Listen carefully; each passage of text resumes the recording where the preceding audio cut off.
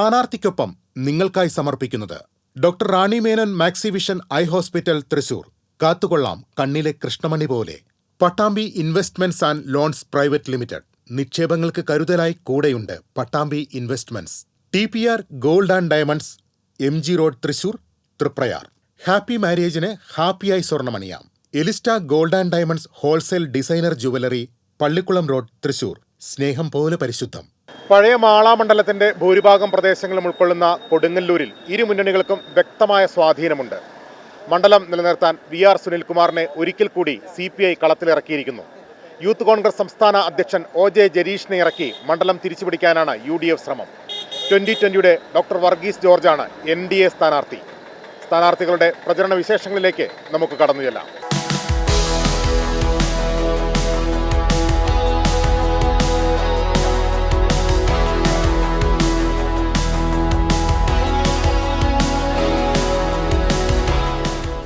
കൊടുങ്ങല്ലൂർ നിയോജക മണ്ഡലം UDF സ്ഥാനാർത്ഥി അഡ്വക്കേറ്റ് OJ ജനീഷ് നമ്മോടൊപ്പം ചേരുന്നുണ്ട്. പ്രചരണത്തിൻ്റെ വിശേഷങ്ങൾ നമുക്ക് അദ്ദേഹത്തോട് തന്നെ ചോദിച്ചറിയാം. ജനീഷ് ഭയങ്കര സ്പീഡാണെന്ന് പറയുന്നത്, എല്ലാവർക്കും ഒപ്പം ഓടിയെത്താൻ പറ്റുന്നുണ്ടോ? സമയം വളരെ കുറവാണ്, അപ്പോൾ സ്പീഡിൽ ഓടിയാലേ എത്തുള്ളൂ. സമയം വളരെ വളരെ ചുരുക്കം. ഇതുപോലെ ഷോർട്ട് സ്പാനിൽ നടന്നിട്ടുള്ളൊരു തെരഞ്ഞെടുപ്പ് കേരളത്തിന് ഉണ്ടായിട്ടുണ്ടെന്ന് സംശയമാണ്. അപ്പോൾ നമ്മൾ ആ വേഗതയിൽ നമ്മൾ ഓടിയെത്തണം. പിന്നെ നമ്മുടെ ഒരു സാഹചര്യങ്ങളുടെ ഒരു ആനുകൂല്യമുണ്ട്. നമ്മുടെ പ്രായവും ചെറുപ്പമൊക്കെ വെച്ച് ഓടുക എന്നുള്ളത് തന്നെയാണ്, ഓട്ടത്തിലാണ്. എങ്ങനെയുണ്ട് ജനങ്ങൾക്കിടയിൽ നിന്നൊരു പ്രതികരണം? വളരെ പോസിറ്റീവായുള്ള പ്രതികരണമാണ്. എല്ലാ പ്രദേശങ്ങളിലും ഇന്നലെ കൊടുങ്ങല്ലൂർ മുനിസിപ്പാലിറ്റിയാണ് പൂർത്തീകരിച്ചത്. രാവിലെ മേത്തലയിലും അതോടൊപ്പം തന്നെ കൊടുങ്ങല്ലൂർ മുനിസിപ്പാലിറ്റിയുടെ മറ്റു ഭാഗങ്ങളിലൊക്കെയാണ് ഉണ്ടായത്. നാരായണമംഗലം ഉൾപ്പെടുന്ന പ്രദേശങ്ങളിലേക്കാണ് വളരെ പോസിറ്റീവായുള്ള പ്രതികരണം. ഏറ്റവും കൂടുതൽ പ്രതികരണം ലഭിച്ച സ്ഥലം കൊടുങ്ങല്ലൂർ മുനിസിപ്പാലിറ്റിയാണ്. അപ്പോൾ അവിടെയൊക്കെ കഴിഞ്ഞ കാലം നിന്ന് വലിയ വ്യത്യാസം ഉണ്ടാകും. ഈ തെരഞ്ഞെടുപ്പ് ജനങ്ങൾ ഏറ്റെടുത്തിട്ടുണ്ട് എന്നുള്ളതാണ് ഞങ്ങൾ മനസ്സിലാക്കുന്നത്. എന്താണ് കൊടുങ്ങല്ലൂരിന് മുന്നിൽ വയ്ക്കാനുള്ള ജനീഷിൻ്റെ ഒരു വികസന അജണ്ട എന്ന് പറയുന്നത്? കൊടുങ്ങല്ലൂരിൽ ഒരുപാട് വികസന സാധ്യതകളുള്ളൊരു അസംബ്ലിയാണ്. മാള ഒരു വലിയ ലീഡറുടെ കാലഘട്ടത്തെ പാരമ്പര്യമുള്ള പ്രദേശമാണ്. കൊടുങ്ങല്ലൂർ മുനിസിപ്പാലിറ്റി അത്തരത്തിൽ തന്നെ വികസന സാധ്യതകളുള്ളൊരു സ്ഥലമാണ്. ആ സാധ്യതകളൊന്നും പ്രയോജനപ്പെടുത്തിയിട്ടില്ല കഴിഞ്ഞ 10 വർഷം എന്നുള്ളതാണ് ഏറ്റവും പ്രധാനപ്പെട്ട പ്രശ്നം. UDFൻ്റെ കാലഘട്ടത്തിൽ കൊണ്ടുവന്ന പല പദ്ധതികളും പൂട്ടിക്കിടക്കുകയാണ്. ഈ പൊയ്യ പഞ്ചായത്തിനകത്ത് പോലും ചക്ക ഫാക്ടറി പൂട്ടിക്കിടക്കുകയാണ്. കുഴൂർ പഞ്ചായത്തിനകത്ത് കോഴിത്തിറ്റ ഫാക്ടറി പൂട്ടിക്കിടക്കുകയാണ്. കൊടുങ്ങല്ലൂർ മുനിസിപ്പാലിറ്റിക്കകത്ത് കൊണ്ടുവന്ന പല വികസന പ്രവർത്തനങ്ങളും ഇന്നൊരു സ്മാരകങ്ങൾ പോലെ കിടക്കുകയാണ്. ഈ മാള പഞ്ചായത്തിൻ്റെ ടൗണിൽ തന്നെ, മാള ടൗണിൻ്റെ നടുക്ക് നമുക്ക് പോയി കാണാൻ വേണ്ടി സാധിക്കുന്നത് മുസ്ലിസ് പൈതൃക പദ്ധതിയുടെ ഏറ്റവും പ്രധാനപ്പെട്ട ഒരു പോയിന്റ് ആകേണ്ടിയിരുന്ന മാളയിലെ തന്നെ ഏറ്റവും പ്രധാനപ്പെട്ട ജൂത സംസ്കാരത്തിൻ്റെ തെളിവായ സിനഗോഗ് ഇന്നൊരു നീല ടർപ്പായ കൊണ്ട് മൂടിയിട്ടിരിക്കുകയാണ്. അപ്പോൾ നീല ടർപ്പായ കൊണ്ട് മൂടിയിടാവുന്ന തരത്തിലാണ് കൊടുങ്ങല്ലൂർ നിയമസഭാ മണ്ഡലത്തിലെ വികസനം 10 വർഷക്കാലം കൊണ്ട് ഉണ്ടായിട്ടുള്ളത്. അതിലൊരു മാറ്റം ഉണ്ടാകണം. കുടിവെള്ളം ഏറ്റവും പ്രധാനപ്പെട്ട പ്രശ്നമാണ്. അത് ആ പ്രശ്നത്തിന് പരിഹാരം ഉണ്ടാക്കാൻ വേണ്ടി കഴിയണം. അതിന് നിലവിലുള്ള വാട്ടർ ടാങ്കുകളുടെ സൗകര്യങ്ങൾ വർദ്ധിപ്പിക്കാനും അതോടൊപ്പം തന്നെ പമ്പിങ്ങിൻ്റെ സൗകര്യങ്ങൾ കൂട്ടാനും ശക്തിയേറിയ മോട്ടോറുകൾ സ്ഥാപിക്കാനൊക്കെ അടക്കമുള്ള കാര്യങ്ങൾ കുറേയേറെ ചെയ്യേണ്ടതായിട്ടുണ്ട്. അതൊന്നും ചെയ്തിട്ടില്ല കഴിഞ്ഞ 10 വർഷക്കാലമായി. അപ്പോൾ അത്തരം പ്രശ്നങ്ങൾ പരിഹരിക്കണം. അതോടൊപ്പം തന്നെ വികസനം പൂട്ടിക്കിടക്കുന്ന ഈ സ്ഥാപനങ്ങൾ തുറന്ന് പ്രവർത്തിപ്പിക്കണം. പുതിയതായി കൊണ്ടുവരാൻ കഴിയുന്ന പദ്ധതികൾ കൊണ്ടുവരണം. കൊടുങ്ങല്ലൂരും മാളയും ഒരു എഡ്യൂക്കേഷൻ ഹബ്ബായി പ്രവർത്തിക്കാൻ സാധിക്കുന്ന സ്ഥലങ്ങളാണ്. അവിടെ ഒരു സിവിൽ സർവീസ് അക്കാഡമി ജയിച്ചു കഴിഞ്ഞാൽ ഞങ്ങളൊരു ആഗ്രഹമാണ്. അതിൻ്റെ മുമ്പിലെ മാതൃക പെരിന്തൽമണ്ണയിലെ നജീബ് കാന്തപുരത്തിൻ്റെ പ്രവർത്തനങ്ങളാണ്. ഞാനത് കണ്ടപ്പോൾ പലപ്പോഴും കേട്ടപ്പോഴൊക്കെ മനസ്സിൽ തോന്നിയിട്ടുള്ളതാണ്. അപ്പോൾ അത് കൊടുങ്ങല്ലൂർ കുഞ്ഞിക്കുട്ടൻ തമ്പുരാൻ്റെ പേരിൽ തന്നെ അത്തരത്തിലൊരു അക്കാഡമി കൊണ്ടുവരാനുള്ള ശ്രമം ഉണ്ടാകും. വികസന പ്രവർത്തനങ്ങൾ ലീഡറാണ് ഏറ്റവും കൂടുതൽ ജോലി ആളുകൾക്ക് കൊടുത്തിട്ടുള്ള ഒരു നേതാവ്. മാളയിൽ ലീഡർ ജോലി കൊടുത്തിട്ടില്ലാത്ത ഒരു കുടുംബം പോലും ഒരു പക്ഷേ ഉണ്ടാകില്ല. അപ്പോൾ അങ്ങനെ ആ ലീഡറുടെ ഒരു സ്മരണകളൊക്കെ നിലനിർത്തുന്ന രീതിയിൽ ഒരു തൊഴിൽ സംസ്കാരം കൊണ്ടുവരുന്ന തരത്തിലേക്കുള്ള ഒരു പദ്ധതികൾ നമ്മൾ ആവിഷ്കരിക്കുന്നുണ്ട്. അതുപോലെ തന്നെ കൊടുങ്ങല്ലൂർ നിയമസഭാ മണ്ഡലത്തിനകത്ത് ഒരു സംരംഭം തുടങ്ങാൻ ആഗ്രഹിക്കുന്ന ആളുകളെ സംബന്ധിച്ച് അവർക്കൊരു ഇൻഡസ്ട്രിയൽ പാർക്ക് ഇവിടെയില്ല. അപ്പോൾ ഒരു മിനി ഇൻഡസ്ട്രിയൽ പാർക്ക് കൊണ്ടുവരാൻ വേണ്ടുന്ന സ്ഥലം എവിടെയാണ് ലഭ്യമാവുക എന്നതിനനുസരിച്ച് പൊയ്യ പഞ്ചായത്തൊക്കെ ഇപ്പോഴേ തന്നെ അതിന് വേണ്ടിയിട്ടുള്ള ആഗ്രഹങ്ങളൊക്കെ പ്രകടിപ്പിച്ചിട്ടുള്ള ആളുകളാണ്. ഞങ്ങളുടെ പഞ്ചായത്തിന് പോലും അത് ഗുണകരമാകുന്ന അഭിപ്രായം പ്രകടിപ്പിക്കുന്നുണ്ട്. അപ്പോൾ തിരഞ്ഞെടുക്കപ്പെട്ട് കഴിഞ്ഞാൽ അതെല്ലാം നമ്മളുടെ പ്രധാന അജണ്ടകളിൽ പെടുന്ന കാര്യങ്ങളാണ്. വികസനമുണ്ടാകും, അതോടൊപ്പം ക്ഷേമ പ്രവർത്തനം ഉണ്ടാകും. ഈ നാടിനകത്ത് ഏത് സമയവും അവൈലബിൾ ആകുന്ന ഒരു MLA ഉണ്ടാകും എന്നുള്ളതാണ് എൻ്റെ ഏറ്റവും പ്രധാനപ്പെട്ട വാഗ്ദാനം. ഈ കഴിഞ്ഞ തദ്ദേശ തെരഞ്ഞെടുപ്പിലെ വോട്ട് കണക്ക് എടുത്തു നോക്കുമ്പോൾ LDF കേന്ദ്രത്തിൽ പറയുന്നത് അവർക്ക് ഒരു 10,000 വോട്ട് മണ്ഡലത്തിൽ കൂടുതലുണ്ട് എന്നാണ്. ഈ തദ്ദേശ തെരഞ്ഞെടുപ്പിൻ്റെ ചൂണ്ടുവലക എങ്ങനെയാണ് ജനീഷ് നോക്കിക്കാണുന്നത്? അല്ല, തദ്ദേശ സ്വയംഭരണ സ്ഥാപനങ്ങളിലേക്ക് നടന്ന തെരഞ്ഞെടുപ്പിൻ്റെ റിസൾട്ടും ഈ തെരഞ്ഞെടുപ്പിൻ്റെ റിസൾട്ടും തമ്മിൽ വലിയ അന്തരം ഉണ്ടാകും. ഞങ്ങൾക്ക് അങ്ങനെ തന്നെ അവർ അവകാശപ്പെടുമ്പോൾ തന്നെ അതിന് മുമ്പുണ്ടായിരുന്ന നിയമസഭാ തെരഞ്ഞെടുപ്പിനകത്ത് 23,000 വോട്ടിൻ്റെ ഭൂരിപക്ഷം അവർക്കുണ്ടായിരുന്നു. അത് 9,000 അല്ലേ ഇപ്പോൾ അവകാശപ്പെടാനുള്ളൂ. അത് അവകാശപ്പെടുന്ന എവിടെയാണ്? കൊടുങ്ങല്ലൂർ മുനിസിപ്പാലിറ്റിയിലെ ഭൂരിപക്ഷമാണ്. ആ ഭൂരിപക്ഷത്തിൻ്റെ പുറകിലെ കാരണം എന്താണ്? അവിടെ തെരഞ്ഞെടുപ്പിനകത്ത് BJP അധികാരത്തിലേക്ക് വരും എന്നുള്ള രീതിയിൽ വലിയ പ്രചരണം LDF നടത്തിയതിൻ്റെയൊക്കെ ഭാഗമായി മതേതര വോട്ടുകളുടെ ഒരു കേന്ദ്രീകരണം LDFന് അനുകൂലമായി പോയി. ഈ തെരഞ്ഞെടുപ്പിൽ എന്തായാലും BJP ജയിക്കാൻ പോകുന്നില്ല. അവർക്ക് സ്ഥാനാർത്ഥിയില്ല, 2020യുടെ സ്ഥാനാർത്ഥിയാണ് എന്നത് ഉൾപ്പെടെ പ്രകടമാക്കപ്പെട്ട കാര്യം കൂടിയാണ്. അപ്പോൾ ഈ തെരഞ്ഞെടുപ്പിനകത്ത് അങ്ങനെ ഭിന്നിച്ചു പോയ മതേതര വോട്ടുകളെല്ലാം തന്നെ കൊടുങ്ങല്ലൂരിൽ തിരിച്ച് ഞങ്ങളിലേക്ക് കടന്നു വരും. ഇതിൻ്റെ പ്രധാനപ്പെട്ട പ്രശ്നം, ഈ തെരഞ്ഞെടുപ്പിൻ്റെ ഒരു പ്രധാനപ്പെട്ട രാഷ്ട്രീയം കൂടി ഉള്ളത് രാജ്യത്താകമാനം തന്നെ ന്യൂനപക്ഷ സമൂഹത്തിന് വേണ്ടി, അതോടൊപ്പം തന്നെ ഭാഷാ ന്യൂനപക്ഷങ്ങൾക്ക് വേണ്ടി എല്ലാം തന്നെ ഏറ്റവും ശക്തമായി ശബ്ദിക്കുന്നത് ശ്രീ രാഹുൽ ഗാന്ധിയാണ്. ആ രാഹുൽ ഗാന്ധി നേതൃത്വം കൊടുക്കുന്ന കോൺഗ്രസിൻ്റെ ഭരണ സംവിധാനങ്ങളിലെ സംസ്ഥാന ഗവൺമെൻറ്റുകളുടെ എണ്ണം കുറയ്ക്കുക എന്നുള്ളതാണ് BJP കഴിഞ്ഞ കാലങ്ങളിൽ മുന്നോട്ട് വെച്ച ഏറ്റവും പ്രധാനപ്പെട്ട രാഷ്ട്രീയം. അതുകൊണ്ട് തന്നെ ഈ നിയോജകമണ്ഡലത്തിലെ ജനങ്ങളെ സംബന്ധിച്ച് ആ രാഷ്ട്രീയം കൃത്യമായിട്ട് അറിയാം. ഈ രാജ്യത്താകമാനം കോൺഗ്രസ് നടത്തുന്ന പ്രവർത്തനങ്ങൾക്ക് ശക്തി ഉണ്ടാകണമെങ്കിൽ കോൺഗ്രസ് ഭരിക്കുന്ന സംസ്ഥാനങ്ങളുടെ കൂടി ഗവൺമെൻറ്റുകൾ കൂടി ഉണ്ടാകണം എന്നുള്ളതാണ്. രാഹുൽ ഗാന്ധിയുടെ കരങ്ങൾക്ക് ശക്തി പകരാൻ കൂടി ഈ തെരഞ്ഞെടുപ്പിൻ്റെ ഭാഗമായി ഒരു വോട്ടിംഗ് ഉണ്ടാകും. ആ വോട്ടിംഗ് കൊടുങ്ങല്ലൂരിൽ തിരിച്ചു വരും, വെള്ളാങ്കല്ലൂർ തിരിച്ചു വരും, പുത്തഞ്ചേരിയിൽ തിരിച്ചു വരും. മാള നേരത്തെ തന്നെ രാഹുൽ ഗാന്ധിക്ക് ഒപ്പം നിന്നിട്ടുള്ള അല്ലെങ്കിൽ കോൺഗ്രസ് രാഷ്ട്രീയത്തിനൊപ്പം നിന്നിട്ടുള്ള പ്രദേശമാണ്. അത് ഞങ്ങൾക്കൊപ്പം ഉണ്ടാകുമ്പോൾ ഈ 9,000 ഞങ്ങൾ അതിജീവിക്കും. 5 അക്ക ഭൂരിപക്ഷത്തിൽ ഈ തെരഞ്ഞെടുപ്പ് വിജയിക്കും. ഈ ഡീലാണ് ഇപ്പോൾ സംസ്ഥാന രാഷ്ട്രീയത്തിൽ കേട്ടുകൊണ്ടിരിക്കുന്നത്. ഇപ്പോൾ ഈ കൊടുങ്ങല്ലൂരിലും ഞങ്ങൾ എത്തിയപ്പോൾ ഈ സൈബർ ഹാൻഡിലുകളൊക്കെ ഇവിടെയും ഒരു BJPയുമായിട്ട് ജനീഷ് എന്തോ ഡീലുണ്ടാക്കി അങ്ങനെ ചില ഫോട്ടോസൊക്കെ ഇടത് സൈബർ ഹാൻഡിലുകൾ പ്രചരിപ്പിക്കുന്നുണ്ട്. ആ ഡീല് പറയുന്ന ആളുകൾ ആലോചിക്കേണ്ടത് എങ്ങനെയാണ് കൊടുങ്ങല്ലൂരിലെ 10 വർഷം MLA പ്രവർത്തിക്കുന്ന സുനിൽകുമാറിൻ്റെ വാർഡിൽ ഈ മുനിസിപ്പൽ തെരഞ്ഞെടുപ്പിൽ എങ്ങനെയാണ് BJP ജയിച്ചത് എന്ന് അവരൊന്ന് അന്വേഷിക്കട്ടെ. കൊടുങ്ങല്ലൂരിലെ പിന്നെ പച്ചയായി തന്നെ പറഞ്ഞുകൊണ്ട് കിടക്കുന്നുണ്ട് ആളുകൾ. ഇവിടെ 2020 സ്ഥാനാർത്ഥിയാണ്, ഇപ്പോൾ BJPയുടെ സ്ഥാനാർത്ഥിയില്ല. അതുകൊണ്ട് മുനിസിപ്പാലിറ്റിയിൽ വോട്ട് ഞങ്ങൾക്ക് കിട്ടും. മുനിസിപ്പാലിറ്റിയിൽ വോട്ട് ഞങ്ങൾക്ക് കിട്ടും ഇടത് വർഷം പറയുന്നത് BJPയുടെ വോട്ട് കിട്ടുന്നതാണല്ലോ. പല CPM നേതാക്കന്മാരും പറയുന്നുണ്ട്. പിന്നെ MLA BJPയുമായി പല ധാരണകളുണ്ടാക്കി വോട്ട് പിടിക്കാൻ ശ്രമം നടത്തിക്കൊണ്ടിരിക്കുന്നു. അത് ഒരു രാഷ്ട്രീയമായി ശരിയല്ല എന്ന് പറയുന്ന CPM നേതാക്കന്മാർ ഒട്ടനവധിയായിട്ടുള്ള ആളുകളുണ്ട്. അപ്പോൾ അതൊക്കെ ചെയ്യുന്ന ആളുകളാണ് ഇപ്പോൾ ഇത് പറഞ്ഞുകൊണ്ടിരിക്കുന്നത്. ആ മുനിസിപ്പാലിറ്റിയിൽ ഇടതുപക്ഷത്തിൻ്റെ പരാജയപ്പെട്ട സീറ്റുകളിലാണ് BJP ജയിച്ചു വന്നതൊക്കെ. ഞങ്ങൾ പരാജയപ്പെട്ട 3-4 സീറ്റിലേ BJP ജയിച്ചിട്ടുള്ളൂ. കഴിഞ്ഞ തവണ 21 സീറ്റിൽ BJP ജയിച്ചത് 19ലും ഇടതുമുന്നണിയെ പരാജയപ്പെടുത്തി. ഇടതുമുന്നണിയിൽ നിന്ന് പിടിച്ചെടുത്ത സീറ്റാണ്. മുൻകാല മുനിസിപ്പൽ ചെയർമാൻമാരുടെ സീറ്റൊക്കെ അവിടെ നിരന്തരമായി BJPയാണ് ജയിക്കുന്നത്. അപ്പോൾ അതൊക്കെ എങ്ങനെയാണ് സംഭവിക്കുന്നത് എന്നൊന്ന് ആലോചിച്ച് നോക്കണം. കഴിഞ്ഞ നിയമസഭാ തെരഞ്ഞെടുപ്പിലും അതിനു മുമ്പത്തെ നിയമസഭാ തെരഞ്ഞെടുപ്പിലും പച്ചയായ ധാരണ ഉണ്ടാക്കി മത്സരിച്ച ആൾ സുനിൽകുമാർ MLA ആണ്. അത് CPM നേതാക്കന്മാർക്ക് അറിയാതെയല്ല. പിന്നെ ഇന്നലെ വന്ന ഫോട്ടോയാണെങ്കിൽ ഞാൻ അതിനെപ്പറ്റി ഇതുവരെ പ്രതികരിച്ചിട്ടില്ല. ആ ഫോട്ടോയെ സംബന്ധിച്ചിട്ട് അതിൻ്റെ ആളുകൾ തന്നെ പറഞ്ഞിട്ടുണ്ട്. അത് SNDP യൂത്ത് മൂവ്മെൻറ്റിൻ്റെ ആളുകൾ പിന്നെ SNDPയുടെ പാറപ്പുറം ശാഖയിൽപ്പെടുന്ന ഒരാളെന്ന നിലയ്ക്ക് ഞാൻ ഇതിൻ്റെ യൂത്ത് കോൺഗ്രസിൻ്റെ സംസ്ഥാന അധ്യക്ഷനായി കഴിഞ്ഞപ്പോൾ അവരെന്നോട് ഒരു ദിവസം അതിനൊരു ഹാരാർപ്പണം നടത്താൻ വേണ്ടി വീട്ടിലേക്ക് വരട്ടെ എന്ന് ചോദിച്ചു. ഞാൻ എൻ്റെ വീട്ടിലുള്ള സമയത്താണ് അവർ വന്നത്. അവരൊന്ന് ഹാരാർപ്പണം നടത്തി. അവരൊക്കെ ഇന്ന് മറ്റ് രാഷ്ട്രീയത്തിൻ്റെ ഭാഗമായിട്ടുള്ള ആളുകളുണ്ട്. അപ്പോൾ അതിൻ്റെ ഭാഗമായിട്ടുള്ള കാര്യം തന്നെയാണ്. അതിനെ എടുത്ത് പിന്നെ അതിൽ ഹാരാർപ്പണത്തിൻ്റെ ഭാഗമായി വന്നു നിന്ന ആൾ ഇന്ന രാഷ്ട്രീയത്തിൻ്റെ ഭാഗമാണ്, അതുകൊണ്ട് ഞാനിതാ BJPയുമായി ധാരണ എന്നൊക്കെ പറയുന്നത് അതൊരു പിന്നെ കുരുടൻ ആനയെ കാണുന്ന പോലെ പറഞ്ഞുകൊണ്ടിരിക്കുന്ന ഒരു പ്രചരണം മാത്രമാണ്. അവർ പറയേണ്ടത് എങ്ങനെ സുനിൽകുമാറിൻ്റെ MLAയുടെ വാർഡിൽ BJP ജയിച്ചു, കൊടുങ്ങല്ലൂർ മുനിസിപ്പാലിറ്റിക്കകത്ത് ഇവരിപ്പോൾ നടത്തിക്കൊണ്ടിരിക്കുന്ന ഡീൽ എന്താണ്, ഇതെല്ലാം ചെയ്തിട്ട് ഇതെല്ലാം എൻ്റെ തലയിൽ കെട്ടിവെക്കാൻ വേണ്ടി നടത്തുന്ന ശ്രമം പരാജയം മുന്നിൽ കണ്ടുകൊണ്ട് നടത്തുന്ന ശ്രമങ്ങളാണ്. അത്തരം കുപ്രചരണങ്ങളൊന്നും ഈ നാട്ടിലെ ജനങ്ങൾ വീണു പോകാൻ വേണ്ടി പോകുന്നില്ല. തെരഞ്ഞെടുപ്പിൽ വളരെ പോസിറ്റീവായി തന്നെയാണ് പ്രചരണം മുന്നോട്ട് പോകുന്നത്. വളരെ അനുകൂലമായ സാഹചര്യമാണ്. ജനങ്ങളുടെ ഭാഗത്ത് നിന്ന് വളരെ പോസിറ്റീവായ പ്രതികരണമാണ്. ഞാനിവിടെ നിശബ്ദരായിരിക്കില്ല എന്ന് എൻ്റെ ഈ ഓട്ടത്തിൽ തന്നെ ഈ നാട്ടിലെ ജനങ്ങൾക്ക് ബോധ്യപ്പെടുന്നുണ്ട്. ഞാൻ ജനങ്ങൾക്ക് വേണ്ടി ഓടും, ഞാൻ സ്ലീപ്പിംഗ് ആയിരിക്കില്ല, റണ്ണിങ് ആയിരിക്കും എന്ന് ബോധ്യം ഈ നാട്ടിലെ ജനങ്ങൾക്കുണ്ടായിട്ടുണ്ട്. അത് പോസിറ്റീവായിട്ട് മാറും. ഓക്കെ, അപ്പോൾ എല്ലാവിധ വിജയം. NDA മുന്നണിയിലെ 2020 സ്ഥാനാർത്ഥി ഡോക്ടർ വർഗീസ് ജോർജാണ് ഇപ്പോൾ നമ്മോടൊപ്പം ചേരുന്നത്. പ്രചരണത്തിൻ്റെ തിരക്കിൽ തന്നെയാണ് അദ്ദേഹം. മണ്ഡലത്തിൽ എല്ലായിടത്തും ഓടിയെത്താനുള്ള ശ്രമത്തിലാണ്. എങ്ങനെയുണ്ട് ആളുകളുടെ ഇടയിൽ നിന്നുള്ള ഒരു പ്രതികരണം? വളരെ പോസിറ്റീവാണ്.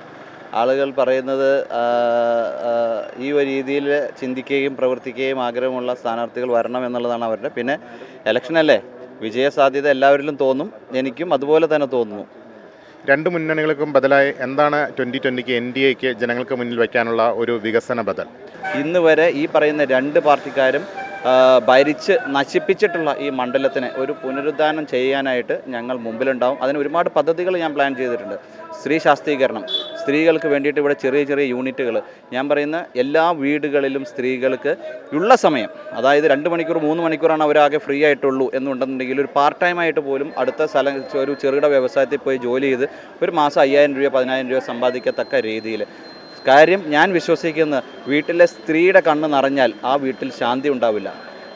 സ്ത്രീയുടെ കണ്ണ് നിറഞ്ഞാൽ ആ നാട്ടിൽ ശാന്തി ഉണ്ടാവില്ല. അത് കാരണം സ്ത്രീ ശാക്തീകരണത്തിൽ നിന്ന് തുടങ്ങണമെന്ന് ഞാൻ വിശ്വസിക്കുന്നു. അതേമാതിരി തന്നെ ചെറുപ്പക്കാർക്ക് തൊഴിലവസരങ്ങൾ, കുട്ടികൾക്ക് കൗൺസിലിംഗ് സെൻറ്റേഴ്സ്. കാരണം ഇന്നത്തെ പഠന രീതി പണ്ടത്തെ പഠന രീതി പോലെ അല്ല. താങ്കളും ഞാനെല്ലാം സ്കൂളിൽ പഠിച്ചുകൊണ്ടിരുന്നപ്പോൾ നമ്മുടെ മുഖത്ത് നോക്കിയിട്ട് നമ്മുടെ അച്ഛനും അമ്മ പറയാം, നീ എഞ്ചിനീയർ ആയിക്കോ, നീ ഡോക്ടർ ആയിക്കോ, നീ ചാർട്ടേഡ് അക്കൗണ്ടന്റ് ആയിക്കോ എന്ന് പറയാം. കാര്യം ഓപ്ഷൻസ് അത്ര ഉണ്ടായിരുന്നു. അവരത്ര അതിനെക്കുറിച്ച് മാത്രം പഠിച്ചാൽ മതി. ഇന്ന് അതല്ല സ്ഥിതി. എഞ്ചിനീയറിങ്ങിൽ തന്നെ 400-ൽ പരം ഫീൽഡുകളുണ്ട്. ഡോക്ടറേറ്റിൽ തന്നെ 500 തരം ഫീൽഡുകളുണ്ട്.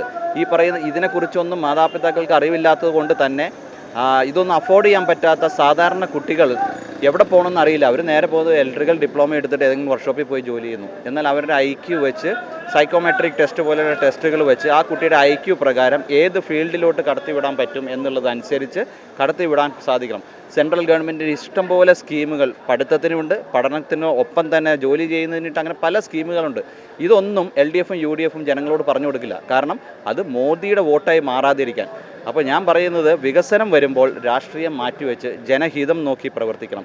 ഞാൻ ജനഹിതത്തിൻ്റെ കാര്യം വരാൻ നേരത്ത് ഞാൻ 2020കാരനല്ല, ഞാൻ NDAക്കാരനല്ല, ഞാൻ BJP അല്ല, ഞാൻ പച്ചയായ മനുഷ്യൻ, ജനത്തിന് നല്ലത് വരണം എന്ന് ആഗ്രഹിച്ചുകൊണ്ട് പ്രവർത്തിക്കുന്ന ഒരു വ്യക്തിയായിരിക്കും. താങ്കൾ മാനേജ്മെൻറ്റ് രംഗത്തെ വിദഗ്ധനാണ്, അധ്യാപകനാണ്, അക്കാദമിക് രംഗത്ത് ഒരുപാട് നേട്ടങ്ങളൊക്കെ ഉണ്ട്. പൊതുരംഗത്തേക്ക് ഇറങ്ങുമ്പോൾ എന്തൊക്കെ വെല്ലുവിളികൾ താങ്കൾക്ക് മുന്നിലുണ്ട്? രാഷ്ട്രീയം എന്ന് പറയുമ്പോൾ അറിയാലോ, രാഷ്ട്രീയത്തിൽ ഇറങ്ങിക്കഴിഞ്ഞാൽ നമുക്ക് ശത്രുക്കളുടെ എണ്ണം കൂടും. കാണുന്നവരെല്ലാവരും ശത്രുക്കളായിരിക്കും. നമ്മളെ കരുതേച്ച് കാണിക്കാനായിട്ട് ഒരുപാട് ആൾക്കാരുണ്ടാവും. പക്ഷേ ഞാൻ നെഞ്ചിലേറ്റുന്ന ഒരു ആദർശമുണ്ട്. അത് നമ്മുടെ ഏറ്റവും പ്രമുഖനായിട്ടുള്ള നേതാവ് ശ്രീ ഉമ്മൻചാണ്ടിയിൽ നിന്ന് പഠിച്ചതാണ്. നീ ചെയ്യുന്നത് സത്യമുള്ളതാണ് എന്നുണ്ടെങ്കിൽ, നീ തെറ്റ് ചെയ്തിട്ടില്ല എന്നുണ്ടെങ്കിൽ ഈ ലോകം മൊത്തം എതിർത്താലും അന്തിമ വിജയം നിനക്കായിരിക്കും. ആ ഒരു ആശയത്തിലാണ് അദ്ദേഹം മരണം വരെ ജീവിച്ചത്. അത് ഈ പറയുന്ന ആശയം തെളിയിച്ചിട്ട് ഇഹലോകം വിട്ടുപോയ ഒരു വ്യക്തിയാണ്. അപ്പോൾ ഇങ്ങനെയുള്ള ആളുകളുടെ കൂടെ ജീവിച്ച് പഠിച്ചിട്ടുള്ള ആ ആദർശങ്ങൾ എൻ്റെ മനസ്സിൽ ഞാൻ ഇപ്പോഴും സൂക്ഷിക്കുന്നു. ഞാനും അവരുമായിട്ടൊന്നും കമ്പയർ ചെയ്യാൻ പറ്റില്ല. അവരുടെ ഒരു 5% അല്ലെങ്കിൽ 2% എങ്കിലും എന്നിലുള്ളിൽ ഉണ്ടെന്നുണ്ടെങ്കിൽ 1000 മടങ്ങ് ഇപ്പോഴത്തെ രാഷ്ട്രീയക്കാരനേക്കാളും നല്ലവനായിട്ട് എനിക്ക് ജീവിക്കാൻ സാധിക്കുമെന്ന് ഞാൻ വിശ്വസിക്കുന്നു. ഇപ്പോൾ നടക്കുന്ന പ്രചരണങ്ങൾ താങ്കൾ ശ്രദ്ധിച്ചിട്ടുണ്ടാവും. ഇപ്പോൾ ഉമ്മൻചാണ്ടിയുടെ മരുമകൻ BJPയിൽ, അല്ലെങ്കിൽ AK ആൻ്റണിയുടെ മകൻ BJPയിൽ, K കരുണാകരൻ്റെ മകൾ BJPയിൽ. ഇപ്പോൾ ഉമ്മൻചാണ്ടിയുടെ മരുമകൻ BJPയിൽ എത്തുമ്പോൾ തീർച്ചയായിട്ടും താങ്കളുടെ വ്യക്തിപരമായ ചോയ്സ് ആയിരിക്കാം. എങ്കിൽ പോലും അത്തരം പ്രചരണങ്ങളെ എങ്ങനെയാണ് കാണുന്നത്? ഞാൻ പറയട്ടെ, ഇതെല്ലാം ഭയക്കുന്നവർ പരത്തുന്ന ഒരു ഇതാണ്. ഒരു പാർട്ടിയിൽ, ഞാൻ വേറൊരു പാർട്ടിയിൽ നിന്നല്ല NDAയിലോട്ട് വന്നത്. ഞാൻ 2020ലാണ് എൻ്റെ ജീവിതത്തിൽ ആദ്യമായിട്ടുള്ള ഒരു രാഷ്ട്രീയ മെമ്പർഷിപ്പ് എടുക്കുന്നത്. ഞാൻ കോൺഗ്രസ്സിൽ ഇരുന്നിട്ട് കോൺഗ്രസ്സിൽ നിന്ന് ചാടി ഇവിടെ വന്ന ആളല്ല. ഞാൻ ആദ്യമായിട്ട് മെമ്പർഷിപ്പ് എടുക്കുന്ന സമയത്ത് ശ്രീ ഉമ്മൻചാണ്ടി ജീവിച്ചിരുന്ന കാലത്താണ് ഞാൻ മെമ്പർഷിപ്പ് എടുത്തത്. അന്ന് എനിക്ക് കോൺഗ്രസ് ഒരു ഓപ്ഷനായിരുന്നു, LDF ഒരു ഓപ്ഷനായിരുന്നു. വലിയ പ്ലാറ്റ്ഫോമുകൾ വിട്ടിട്ട് ഞാൻ അന്ന് ഇതിനേക്കാളും ചെറുതായിട്ടിരുന്ന 2020യുടെ കൂടെ ചേരാനുള്ള കാരണം എന്താണെന്ന് വെച്ച് കഴിഞ്ഞാൽ, വളരെ ഒതുങ്ങിയൊരു പാർട്ടിയാണ്, നല്ല കാര്യങ്ങൾ ചെയ്യാനായിട്ട് ഒരു ബുദ്ധിമുട്ടില്ല. അതിൻ്റെ പ്രസിഡൻറ്റ് ശ്രീമാൻ സാബു ജേക്കബിനെ എല്ലാ ദിവസവും വേണമെങ്കിൽ എനിക്ക് വിളിച്ച് സംസാരിക്കാം. എന്തെങ്കിലും നല്ല കാര്യങ്ങൾ ആ പാർട്ടി മുഖാന്തരം എനിക്ക് ചെയ്യണമെന്നുണ്ടെങ്കിൽ 2 മിനിറ്റിൻ്റെ അപ്രൂവൽ മതി. അല്ലെങ്കിൽ സ്വന്തം നല്ല കാര്യമാണെന്ന് ഉറപ്പുണ്ടെങ്കിൽ നമുക്ക് ചെയ്യാം, പാർട്ടി പ്രസിഡന്റിനെ അറിയിച്ചാൽ മതി. ഈ പറയുന്ന സൗകര്യങ്ങളൊന്നും ഈ പറയുന്ന രാഷ്ട്രീയ പാർട്ടിയിൽ കിട്ടില്ല. എനിക്ക് രാഹുൽ ഗാന്ധിനെ ഡെയിലി വിളിക്കാൻ പറ്റുമോ? അല്ലെങ്കിൽ നരേന്ദ്രമോദിനെ ഡെയിലി വിളിക്കാൻ പറ്റുമോ? ഇതൊന്നും ചെയ്യാൻ പറ്റുന്ന, വിളിക്കുക എന്നുള്ളതല്ല ഞാൻ പറയുന്നത്, എന്തുമാത്രം കംഫർട്ടബിലിറ്റി ഉണ്ട്. ഞാനൊരു മാനേജ്മെൻറ്റ് ബാക്ക്ഗ്രൗണ്ടിൽ നിന്ന് വരുമ്പോൾ എംപവർമെൻറ്റിനെയാണ് ഞാൻ കൂടുതൽ ഇമ്പോർട്ടൻസ് കൊടുക്കുന്നത്. ചെയ്യുന്ന പ്രവൃത്തിക്ക് നമുക്ക് കിട്ടുന്ന അംഗീകാരം, അല്ലെങ്കിൽ നമുക്ക് ചെയ്യാനായിട്ട് കിട്ടുന്ന ഒരു പെർമിഷൻ അധികം ഹാസൽസ് ഇല്ലാണ്ട് ഇത് മറ്റു പാർട്ടികളിലില്ല എന്നുള്ളതുകൊണ്ടാണ്. അല്ലാണ്ട് ഞാൻ ആ ഒരു പാർട്ടിയും കുറ്റം പറയാൻ ആളല്ല. പക്ഷേ ഇവിടെ ഞാൻ കണ്ട ഒരു കംഫർട്ട് സോൺ എന്നുള്ളതുകൊണ്ടാണ് ഞാൻ 2020യിൽ വന്നത്. പക്ഷേ 2020 എന്നുള്ളൊരു പ്രസ്ഥാനത്തിന് എല്ലാ പാർട്ടിക്കാരും കൂടെ ഉപദ്രവിച്ചപ്പോൾ അവർക്ക് ഒരു മുന്നണിയിൽ നിന്നാൽ മാത്രമേ ഇനി മുന്നോട്ട് പോകാൻ പറ്റൂ, നിങ്ങളുടെ ആദർശങ്ങളെ നാട്ടുകാർക്കും വേണ്ടി ചെയ്യണമെന്നുണ്ടെങ്കിൽ ഒരു മുന്നണിയുടെ കൂടെ ചേരണമെന്ന് പറഞ്ഞപ്പോൾ നമ്മൾക്ക് NDAയാണ് ഓപ്ഷനായിട്ട് വന്നതും. ഏറ്റവും നല്ല നമ്മുടെ ആദർശങ്ങൾ നല്ല രീതിയിൽ ഇംപ്ലിമെൻറ്റ് ചെയ്യാനായിട്ടുള്ള ഒരു പ്ലാറ്റ്ഫോം NDAയാണ്. അപ്പോൾ ആ തീരുമാനത്തോട് ഞാൻ 2020യുടെ കൂടെ ചേർന്ന് നിൽക്കുന്നു എന്നുള്ളതല്ലാതെ ഞാൻ ചാടിക്കയറി ആരെങ്കിലും എന്തെങ്കിലും പറയുന്ന പോലെ ഒരു സ്വാർത്ഥമായിട്ടുള്ള ആവശ്യത്തിന് വേണ്ടിയിട്ട് ഞാൻ BJPയിലേക്ക് ഒരു പാർട്ടിയിലോട്ട് ഞാൻ പോയിട്ടില്ല. ഈ ഭാര്യ മറിയാമ്മൻ മനസ്സുകൊണ്ട് ഒപ്പമുണ്ടോ? 101%. ഞാൻ പറയും, ഈ ലോകത്ത് വേറെ ആരൊക്കെ എന്നെ എതിർത്ത് പറഞ്ഞാലും മറിയ എതിർത്ത് പറയില്ല. കാരണം ഞാൻ പറഞ്ഞല്ലോ, ശ്രീ ഉമ്മൻചാണ്ടി ജീവിച്ചിരുന്ന കാലത്താണ് ഞാൻ 2020യിൽ ചേർന്നത്. വീട്ടിലെല്ലാവർക്കും അറിയാവുന്ന കാര്യമാണ്, അതിലൊരു പുതുമയുള്ള കാര്യമല്ല. ഈ സ്ഥാനാർത്ഥിത്വം എനിക്ക് വന്നപ്പോൾ, അതും ഈ അവസാന നിമിഷത്തിലാണ് വന്നത്, ഞാൻ ആവശ്യപ്പെട്ടിട്ട് വന്നതല്ല. അവസാന നിമിഷത്തിൽ വന്നപ്പോൾ സ്ഥാനാർത്ഥിത്വം ഞാൻ ഏറ്റെടുക്കുന്നതിന് മുമ്പ് തന്നെ ഞാൻ മറിയ ഉമ്മനായിട്ട് സംസാരിച്ച് ചർച്ച ചെയ്തതാണ്. അപ്പോൾ മറിയയ്ക്ക് അറിയാം ഞാൻ 2020യിലാണ് പ്രവർത്തിച്ചുകൊണ്ടിരിക്കുന്നത്. അത് സ്വാഭാവികമാണ്. ചിലപ്പോൾ ഒരു കാൻഡിഡേച്ചർ വരാം, നമ്മുടെ പ്രവർത്തനം നല്ലതാണ്, ജനങ്ങളിലോട്ട് അത് ഇമ്പ്രൂവ് ചെയ്യുമെന്ന് പറയുമ്പോൾ പാർട്ടി നമ്മുടെ സേവനങ്ങളെ ഉപയോഗിക്കപ്പെടും. അങ്ങനെ വരാൻ നേരത്തെ അതിൽ തെറ്റില്ല എന്നുള്ള അഭിപ്രായത്തിൽ തന്നെയാണ് മറിയയും ഉറച്ചു നിൽക്കുന്നത്. ഓക്കെ, എല്ലാവിധ വിജയാശംസകളും. Thank you so much. God bless. അനുഗ്രഹിക്കട്ടെ. കൊടുങ്ങല്ലൂരിലെ LDF സ്ഥാനാർത്ഥി സിറ്റിംഗ് MLA ശ്രീ VR സുനിൽകുമാറാണ് നമ്മോടൊപ്പം ചേരുന്നത്. പ്രചരണ വിശേഷങ്ങൾ നമുക്ക് അദ്ദേഹത്തോട് തന്നെ ചോദിച്ചറിയാം. പ്രത്യേകിച്ച് പരിചയപ്പെടുത്തലൊന്നും ആവശ്യമില്ല. അതുകൊണ്ട് തന്നെ ജനങ്ങൾക്കിടയിൽ ഒരു പരിചയം പുതുക്കൽ മാത്രമായിരിക്കും ആദ്യ റൗണ്ട് പ്രചരണമൊക്കെ ഉണ്ടായിരിക്കുക. ഇപ്പോൾ 2ാം ഘട്ട പ്രചരണത്തിലേക്ക് കടന്നപ്പോൾ എന്താണ് ജനങ്ങളിൽ നിന്ന് ലഭിക്കുന്ന ഒരു രാഷ്ട്രീയ പൾസ്? പൂർണ്ണമായിട്ടുള്ളൊരു ആത്മവിശ്വാസമുണ്ട്. പ്രത്യേകിച്ച് ജനങ്ങൾക്കിടയിൽ തന്നെ പ്രവർത്തിച്ചുകൊണ്ടിരിക്കുന്നൊരു വ്യക്തി എന്ന നിലയിൽ തന്നെ. പിന്നെ കേരളത്തിലുണ്ടായിട്ടുള്ള സർക്കാരിൻ്റേതായിട്ടുള്ള വികസന പ്രവർത്തനങ്ങൾ, അതോടൊപ്പം തന്നെ ക്ഷേമപരമായിട്ടുള്ള പ്രവർത്തനങ്ങൾ, ഇതെല്ലാം വലിയൊരു മാറ്റം ജനങ്ങൾക്കിടയിൽ ഈ 10 വർഷക്കാലം കൊണ്ട് ഉണ്ടായിട്ടുണ്ട്. ജനങ്ങളുടെ എന്ത് വിഷയങ്ങളുണ്ടെങ്കിലും അത് നേരിട്ട് തന്നെ സർക്കാർ ഏറ്റെടുക്കുന്ന രീതിയിലേക്ക് വരുന്നു എന്നുള്ളത് തന്നെയാണ്.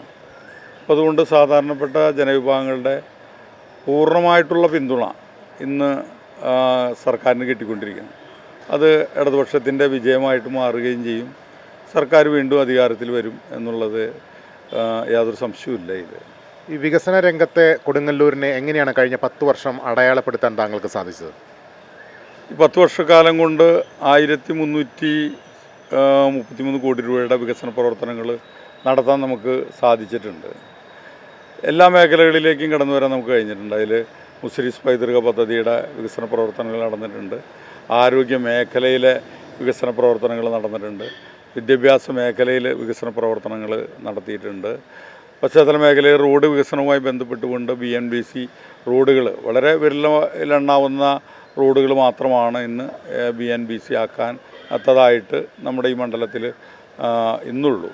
ബാക്കി എല്ലാ റോഡുകളും അത്തരത്തിലേക്ക് മാറ്റാൻ നമുക്ക് സാധിച്ചിട്ടുണ്ട്.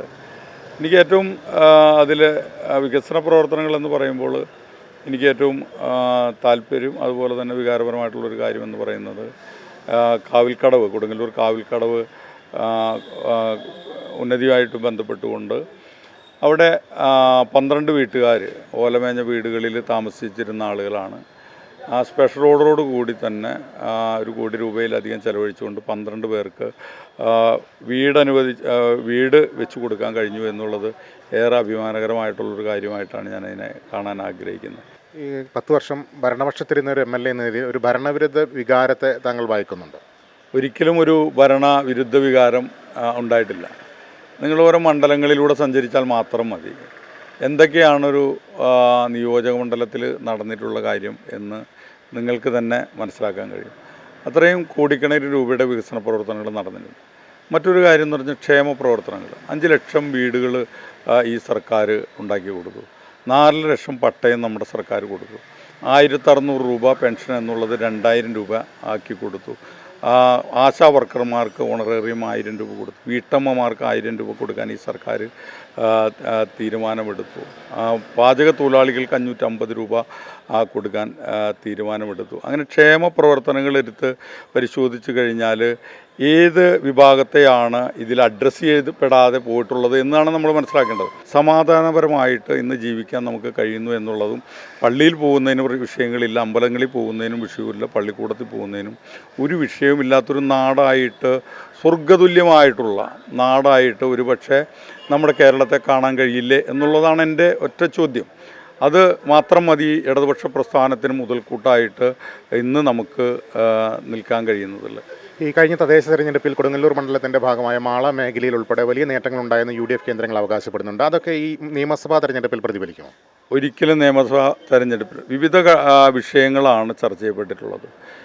ഇന്ന് ലോക്സഭാ തെരഞ്ഞെടുപ്പിൽ ചർച്ച ചെയ്യപ്പെടുന്ന വിഷയങ്ങളും തദ്ദേശ തെരഞ്ഞെടുപ്പിൽ ചർച്ച ചെയ്യപ്പെടുന്ന വിഷയങ്ങളും അതോടൊപ്പം തന്നെ നമ്മുടെ നിയമസഭയിലേക്ക് നടക്കുന്ന തെരഞ്ഞെടുപ്പുകളും വ്യത്യസ്തങ്ങളായിട്ടുള്ള രീതിയിൽ ആളുകൾ, ജനങ്ങൾ വോട്ട് ചെയ്യുന്നൊരു രീതി നമുക്ക് കാണാൻ കഴിയും. ആ പാറ്റേണാണ് നമുക്ക് കാണാൻ കഴിയുന്നത്. നിയമസഭാ തെരഞ്ഞെടുപ്പിൽ കേരള സർക്കാരിൻ്റെ നേട്ടങ്ങളെ കുറിച്ചുള്ള ചർച്ചകളും വികസനങ്ങളും തന്നെയാണ് ചർച്ച ചെയ്യുന്നത്. ഇത് തന്നെയാണ് രാഷ്ട്രീയമായിട്ടും കാണാൻ ഞങ്ങൾ ആഗ്രഹിക്കുന്നത്. ഇപ്പോൾ ഈ സംസ്ഥാനത്തെ രാഷ്ട്രീയ രംഗത്ത് പൊതുവെ കേൾക്കുന്ന ചർച്ച മുഴുവൻ ഈ ഡീലിനെ കുറിച്ചാണ്. കൊടുങ്ങല്ലൂരിൽ എന്തെങ്കിലും ഡീല് താങ്കൾ മണക്കുന്നുണ്ടോ? ഡീല് തീർച്ചയായിട്ടും പല ഘട്ടങ്ങളിലാക്കിയായിട്ട് കോൺഗ്രസ്സുകാർ ഉണ്ടാക്കിയെടുത്തിട്ടുള്ള കാര്യങ്ങളാണ്. ഇവിടെ അത്തരത്തിലുള്ള ഡീല് ഉണ്ടായിട്ടുണ്ടോ ഇല്ലേ എന്നതിനെക്കുറിച്ചൊന്നും എനിക്ക് വ്യക്തമായിട്ടുള്ളൊരു സൂചനകൾ എൻ്റെ മുന്നിലില്ല. കഴിഞ്ഞ ഞങ്ങളിപ്പോൾ UDF സ്ഥാനാർത്ഥി OJ ജനീഷുമായിട്ട് സംസാരിച്ചപ്പോൾ 2 തെരഞ്ഞെടുപ്പുകളിലും താങ്കൾ BJPയുമായിട്ട് ഡീലുണ്ടാക്കിയെന്ന് അദ്ദേഹം ഒരു ആരോപണം ഉന്നയിക്കുന്നുണ്ട്.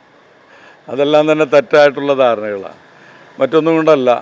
ഞങ്ങൾ ഏറ്റവും കൂടുതൽ ഇവിടെ മത്സരിക്കുന്നത് കൊടുങ്ങല്ലൂർ നിയോജക മണ്ഡലത്തിൽ കൊടുങ്ങല്ലൂർ നഗരസഭയിലാണ് ബി ജെ പിയുമായിട്ടുള്ള ഏറ്റവും ശക്തമായിട്ടുള്ള നേരിട്ടുള്ള മത്സരം നടക്കുന്ന ഒരു സ്ഥലം കൂടിയാണ്.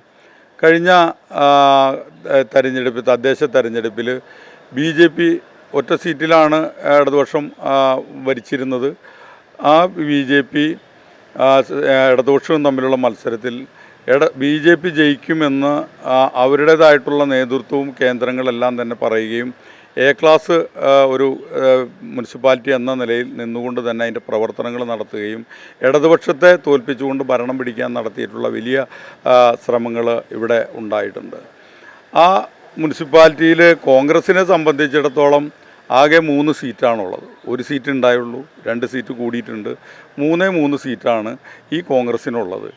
ഞങ്ങൾക്ക് ബി ജെ പി ആയിട്ട് ഒരു ഡീലുണ്ടാക്കേണ്ട യാതൊരു കാര്യം ഇന്ന് കൊടുങ്ങല്ലൂർ നഗരസഭയിലും ഇല്ല, ഈ കൊടുങ്ങല്ലൂർ നിയോജകമണ്ഡലത്തിലും ഇല്ല. കോൺഗ്രസ് ആണ് ഒറ്റപ്പെട്ട് നിൽക്കുന്ന ഒന്ന്. അവരെ സംബന്ധിച്ചിടത്തോളം വോട്ടുകൾ കൂട്ടേണ്ടതായിട്ടുള്ള ഉത്തരവാദിത്വം ഉണ്ടാകും. പക്ഷേ ഞങ്ങളെ സംബന്ധിച്ചിടത്തോളം ബി ജെ പിയെയും കോൺഗ്രസിനെയും എല്ലാം തന്നെ തോൽപ്പിച്ചുകൊണ്ട് തന്നെ കൊടുങ്ങല്ലൂർ നഗരസഭ ഞങ്ങൾ ഇന്ന് പിടിച്ചെടുക്കപ്പെട്ടുള്ളത്. അതുകൊണ്ട് ഞങ്ങളും ബി ജെ പിയും തമ്മിലാണ് മത്സരം കൊടുങ്ങല്ലൂർ നഗരസഭയിൽ നടക്കുന്നത്, അല്ലാതെ കോൺഗ്രസുമായിട്ട് ഒരു മത്സരം നടക്കുന്നില്ല. കോൺഗ്രസുമായിട്ട് മത്സരം നടക്കുന്നത് മുനിസിപ്പാലിറ്റിക്ക് അപ്പുറത്തുള്ള പഞ്ചായത്തുകളിലാണ് കോൺഗ്രസുമായിട്ട് മത്സരം നടക്കുന്നത്. ഇവിടെ കഴിഞ്ഞ കാലഘട്ടങ്ങളിൽ ലോകസഭയിൽ ഞങ്ങൾ ലീഡ് ചെയ്തു മണ്ഡലത്തിൽ. അതോടൊപ്പം തന്നെ തദ്ദേശ ഭരണ സമിതിയിലേക്ക് 7000 ചില്ലാൻ വോട്ട് കൊടുങ്ങല്ലൂർ നിയോജക മണ്ഡലത്തിൽ ലീഡ് ചെയ്തു. അതോടൊപ്പം കഴിഞ്ഞ നിയമസഭയിൽ 23,000 ചില്ലാൻ വോട്ട് ലീഡ് ചെയ്യുകയുണ്ടായിരുന്നു. ഇവിടെയൊന്നും തന്നെ ബി ജെ പിയുടെ വോട്ടുകൾ, കോൺഗ്രസിൻ്റെ വോട്ടുകൾ കുറഞ്ഞു വരുന്നൊരു സാഹചര്യങ്ങളാണ് ഇവിടെ എല്ലാം തന്നെ ഉണ്ടായിട്ടുള്ളത്. തെറ്റായിട്ടുള്ള പ്രചരണങ്ങൾ ഒരുപക്ഷെ വേറെ രീതിയിലൊക്കെ തന്നെ വോട്ട് പിടിക്കാനുള്ള ശ്രമത്തിൻ്റെ ഭാഗങ്ങളായിട്ടായിരിക്കും ഞങ്ങൾ കാണുന്നത്. ഓക്കെ, അപ്പോൾ എല്ലാവിധ വിജയാശംസകളും.